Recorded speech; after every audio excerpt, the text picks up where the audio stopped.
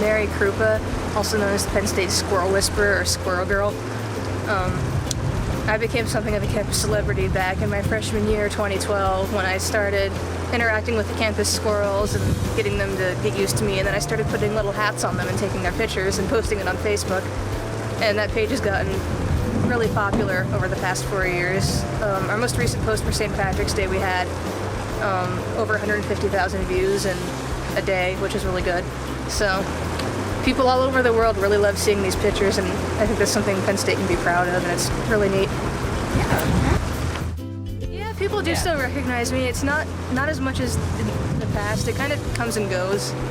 One of the things is, now that I'm a senior, I have more coursework, so I don't necessarily have as much time to actually go out and interact with the squirrels as I used to. But when I'm out there, people do definitely stop and try to take pictures, and it's cool. Are you gonna come out and say hello?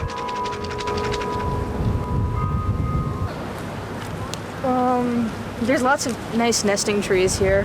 A mansion for a squirrel. I mean, they will build the leafy nests called drays. But this is like a top-of-the-line squirrel house because it's a lot more sheltered, and this is the place where they like to have their babies.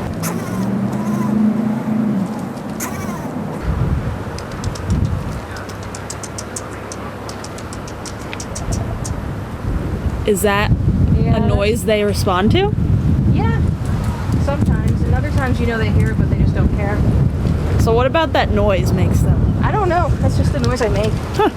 And they seem to respond to it. Oh, look, he came out. Oh! We're gonna go right back in. Yeah. He doesn't want to blow off this tree. The problem is there's a squirrel already in the hole. He doesn't want someone else to come in. Yeah. I don't even usually feed them nuts out of a can. I just left my normal bag at home today, so I had to buy these. But one. All right, yeah. So Sneezy's been featured in a lot of national and international media, which is really neat. Our first one was back in 2012. Sneezy made the front cover of the Taiwan Merit Times, which is a newspaper that was actually started by a Buddhist monk, so they only report on uplifting news or happy news. So that was really neat. This was our first major media thing. Let's see, April 2013, we have this children's magazine that's published in France, and she was mentioned in here along with some other animal things.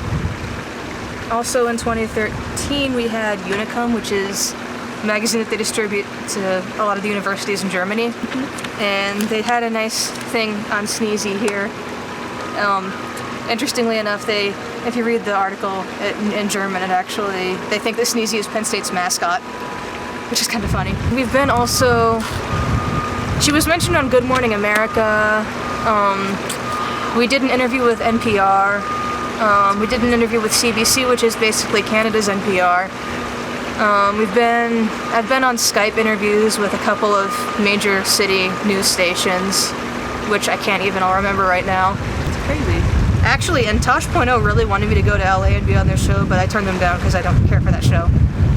I've always loved animals. I think I've grown up here in State College, like right outside of campus in a little development called Park Forest, and one of the things about Park Forest is they built the houses around the trees instead of just cutting them all down. So I grew up with all of these squirrels and chipmunks and birds like right outside my window, and I think that really affected me, and I'm just used to being around animals all the time. I came into Penn State trying to major in WFS.